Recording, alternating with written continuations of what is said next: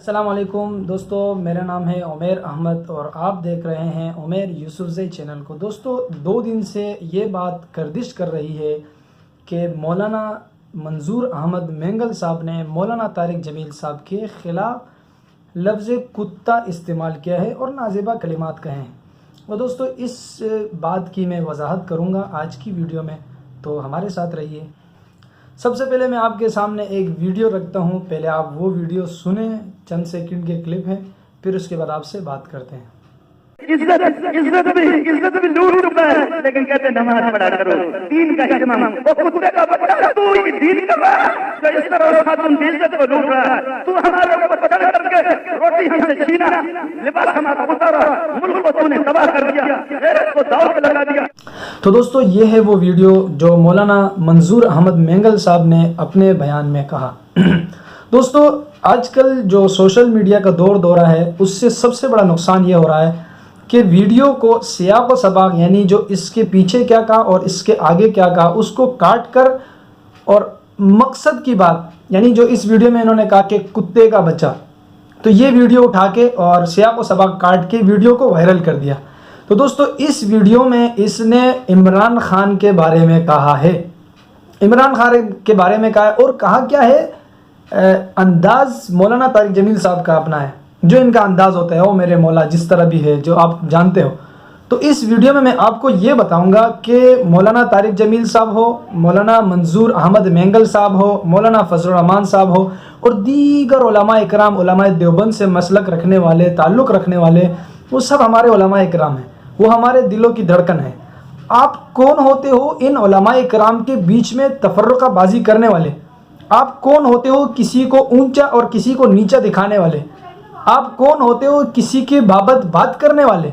आपको सियाक व सबाक का इल्म नहीं, आपका मुंह है कि क्या गू है? आप बात करते हो क्या गू खाते हो? ये कैमरा सामने रखा आपने और धड़ाधड़ बकवास करने लग गए। उलमाए कराम की जूती के जो खाक है, उसके बराबर भी तुम्हारी कोई औकात नहीं, चाहे वो मौलाना मंजूर अहमद मेंगल साहब हो, चाहे वो मौलाना तारिक जमील साहब हो, चाहे मौलाना फजलुर रहमान साहब हो, चाहे दीगर उलमाए कराम हो। तो इस बारे में आपसे इल्तिमास है कि अपनी आखिरत ख़राब ना करें और दूसरों के प्रोपेगेंडे में आकर वीडियोस को वायरल ना करें। आपको किसी चीज़ का इल्म होता नहीं और धड़ाधड़ उसके बारे में बकवासात करने लग जाते हो। हालांकि आपको किसी चीज़ के बारे में उसके बारे में आपको मालूमात करनी चाहिए कि आया इस बंदे ने क्या कहा है। हदीस का मफहूम है, किसी के झूठा होने के लिए इतना ही काफ़ी है कि वो सुनी सुनाई बात को सुनकर उसका आगे फैला दे। तो आप हदीस के मुताबिक आप वो मुनाफिक हो। आप इस तरह मुनाफिक हो कि आपने किसी बात की तस्दीक नहीं की, तस्हीह नहीं की, आप इसके बारे में रिसर्च नहीं की और उठा दिया आपने, वीडियो को वायरल कर दिया। इसी तरह मैं आपको ये भी बता दूं कि मौलाना तारिक जमील साहब के बारे में मौलाना मंजूर अहमद मेंगल साहब ने एक और वीडियोस, एक नहीं दो नहीं लातादाद वीडियोस में तारीफ़ की है। तो इस वक्त मैं आपको ये नहीं बताऊंगा कि मौलाना मंजूर अहमद मेंगल साहब का मर्तबा कितना बड़ा है। देखो, सबसे पहले इंसान का मर्तबा, वो इंसान जो भी करता है वो उसके और अल्लाह के दरमियान है कि इंसान का अंदरूनी क्या है, उसके बारे में तो हम बात नहीं करेंगे। रही बात बैरूनी बात, वो ये कि इनके इल्मी मकाम क्या है, तो माजरत के साथ आप इस लायक नहीं हो कि हम आपको उनके बारे में बताएं। आप पहले अपने आप को सुधारें, आप अपने आप को हल्का अहबाब उलमा इकराम के हल्के में आकर बात करें, उलमा इकराम की सोहबत हासिल करें। उसके बाद आपको किसी से इख्तिलाफ है तो अच्छे और आसान अंदाज से उनके पास जाएं, उनसे बात करें, हज़रत मुझे आपकी ये बात समझ नहीं आ रही, आपने इस बात की वजाहत कर दें ताकि मेरे को कल भी सुकून मिल जाए। ये तरीका सबसे अच्छा है। ये तरीका बिल्कुल ना अपना ये तरीका कौन सा कि आप किसी के बारे में ज़रा सी बात सुनी, किसी ने वीडियो को एडिट करके, क्रॉप करके, डिलीट करके आधी वीडियो आपके सामने शेयर की और सियाक व सबाक को काट कर आपके सामने रखी और आपने उस पर अपनी राय दी और अपने आखिरत को भी ख़राब किया, अपनी दुनिया को भी ख़राब किया। तो मेरी आप लोगों से सबसे यही दरख्वास्त है कि उलमा इकराम के बारे में ख़ास कर अगर आपके सामने कोई भी वीडियो आती है तो बग़ैर तस्दीक किए और बग़ैर तस्हीह किए हुए उस बात की या किसी से पूछे बग़ैर उसके बारे में कोई बात ना करें। इसी तरह मेरे पास कुछ मैसेजेस आए तो भाई ये क्या बात है, मौलाना तारिक जमील साहब के बारे में इन्होंने ये कह दिया, तो मैंने उनको ज़रा समझाया तो वो लोग बात समझ गए और काफ़ी हद तक समझ गए। तो मेरी इतनी दरख्वास्त है, चाहे मौलाना तारिक जमील हो, चाहे मौलाना साहब हो, चाहे मौलाना मंजूर मेंगल साहब हो, चाहे दीगर उलमा इकराम हो, आप उनके बारे में अपनी ज़बान को लगाम दें। सिर्फ इसलिए कह रहा हूँ कि आपके कुछ कहने से कुछ नहीं होगा। आपके बकवासात, आप 24 घंटे नहीं 25 घंटे बकवासात करते रहे उलमा इकराम पे, अल्हम्दुलिल्लाह उनके बाल कान में जू तक नहीं आती है आपकी बातों से, ना उनका मोराल पस्ती की तरफ जाता है। तो सिर्फ और सिर्फ मसला क्या है? मसला है आपका, आपकी आखिरत तबाह होती है। तो उम्मीद है कि आपको ये बात समझ आ गई होगी। और दूसरी बात ये है कि आप इस वक्त अपनी मईशत को लगाम दें। आप सबसे ज़्यादा इस वीडियो में बकवास करने वाले लोग पीटीआई वाले नजर आए। क्यों? वो कह रहे हैं कि मौलाना तारिक जमील साहब जो है ना, वो क्या नाम है, इनके खिलाफ बात कर दी। अबे तुम कौन हो? तो तुम्हें क्या पता है किसी के बारे में? तुम जानते क्या हो? तुम हो कौन?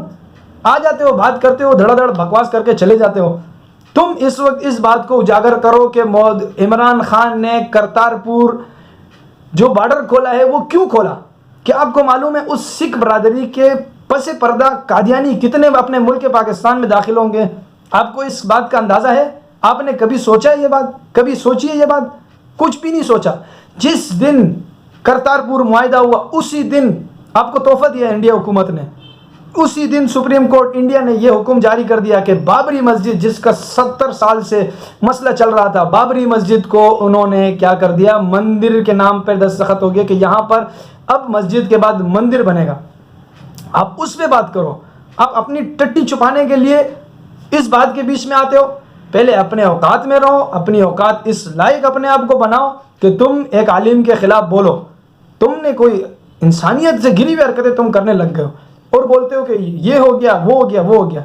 कुछ भी नहीं हुआ। तुम इस बात की वजाहत करो, बाबरी मस्जिद को उन्होंने क्या किया, मंदिर में तब्दील करने का फैसला दे दिया। तुम्हारी ज़बानें क्यों खामोश है? करतारपुर राहदारी के जो मुआहिदा हुआ है और जो वो बॉर्डर खोल दिया गया है, उसकी आड़ में कितने कादियानी आएंगे, तुमने उसके बारे में कुछ भी नहीं कहा। और तुम्हें जो बात समझ आती है वो एक ही बात है कि मौलाना मंजूर मैंगल साहब ने उसके बारे में ये कहा और उसने ये कहा। तो खुदा रहा अपनी ज़बानों को लगाम दे और अपनी आखिरत की फ़िक्र करे, अपनी मईशत की फ़िक्र करे। और जो लोग आ रहे हैं कादियानी, सिखों के नाम पर, उनके नाम पर छुप छुपा के आ रहे हैं, और सिखों के लिए जो रास्ता खोला है बज़ाहिर बबातिन वो रास्ता है कादियानियों के लिए, आप उसके बारे में सोचें। और ये न देखें आपको इमरान खान कभी नहीं जन्नत ले जाएगा। एक बात वजाहत की है कि इमरान खान आपको कभी जन्नत नहीं ले जाएगा। आपके अमाल आपको जन्नत लेकर जाएंगे। आप अगर किसी पार्टी को सपोर्ट करते हो, किसी बंदे को सपोर्ट करते हो, तो यार हकीकत से आंखें मत चुराओ। आपके पास अकल दी अल्लाह ने, आपके पास दिमाग दिया, जहन दिया है, सोचने के लिए दिमाग दिया अल्लाह ने। आप थोड़ा सा खुद भी सोचें कि ये क्या हो रहा है मुल्क में, तो इसके बाद जाके आप फिर बकवासात करें। जो आपके जिस तरह मुंह है उसके हिसाब से फिर बकवासात करें। तो दोस्तों आज की वीडियो इतनी ही थी। उम्मीद है कि आपको पसंद आई होगी और देखते रहिए हमारे यूसुफजई उमर यूसुफजई चैनल को और हमारे साथ रहिए। मिलते हैं अगली वीडियो में, तब तक के लिए इजाज़त दीजिए। अल्लाह हाफिज़।